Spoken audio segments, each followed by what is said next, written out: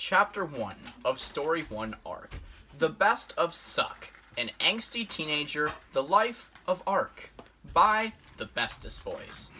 It was a perfect day to fuck. The sun was hot, and the air was sticky.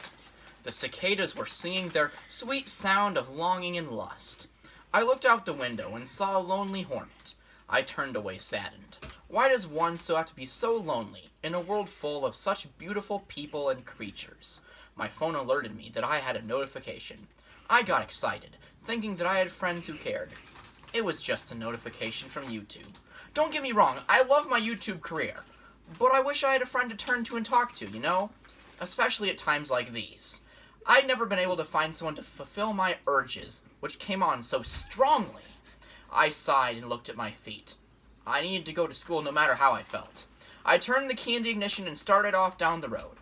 No one ever noticed me at school. They didn't realize how special I actually am. I finally got to my destination. I took a deep breath in and opened the door. Time for another day in this hellhole, I thought. As I walked through the front doors, no one looked at me, like normal. Wait, I forgot. I have friends. My friend named Snoot ran up to me and spoke louder than a normal person should. Hey, Arck! Hey, Snoot. Why the fuck do you look so depressed? Snoot laughed. Shut the fuck up, dude, I said. I walked away, really ticked off at this point. I looked over and saw a slew of people over by the main theater entrance. Oh, that's right. I auditioned for the musical. Our school was doing Seussical the Musical for the spring musical, and I was talked into auditioning. I honestly didn't know how much I wanted to do it. I slowly walked over to the large group. There I saw some familiar faces. I politely smiled at everyone and looked at the list. Mr. Mayor? Mr. Mayor, I was in slight shock. I wasn't going to audition in the first place, never mind auditioning for a lead. Along with the shock, I slowly felt happy. You know, this could actually be a lot of fun. I felt a pat on my back and I turned around. Good job on the part. Can't wait to be married.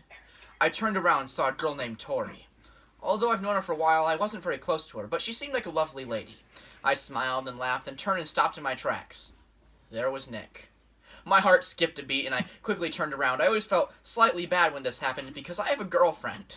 Trust me, I do love her. There's just something about Nick that I can't shake.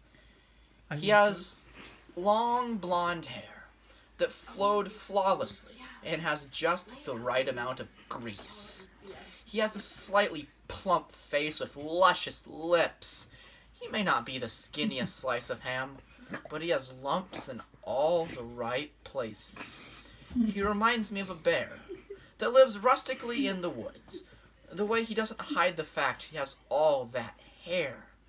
It really grinds my gears to see him embrace the hair. I quickly began to walk down the hallway towards my first class. I just need to ignore what I felt because it was nothing, right? The day dragged by slower than a tortoise at the DMV. Finally, I got to my favorite class of the day, economics. Not only was that where the cutest teacher was, Mr. Muth, but it was also the class I had at the hottest piece of meat on the market, Nick. What I am saying is, I have a girlfriend. I don't even have economics. I looked around as I entered the room and saw that today there was an empty seat next to Nick, and I got real excited. I'd be able to sit next to the most handsome boy ever. I slowly made my way over to the giant man. I quickly sat down and Nick looked over me. Hey, Arck. Sup? I couldn't believe he was talking to me. I couldn't breathe. I was shaking and trying to sprout anything that sounded like words. I didn't know what was going on. I've known this man for years, but today I couldn't even look at him. Hey dude, you okay? Yeah, sorry, just thinking. How are you, Nick? Pretty good. That's actually good. Hey, are you excited for the musical? I mean, I think it should be fun, I said. My cheeks burned a bright red. I looked down and tried to hide a huge smile that spread across my face.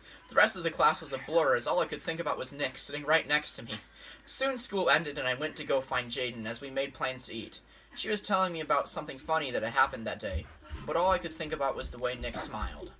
I needed help.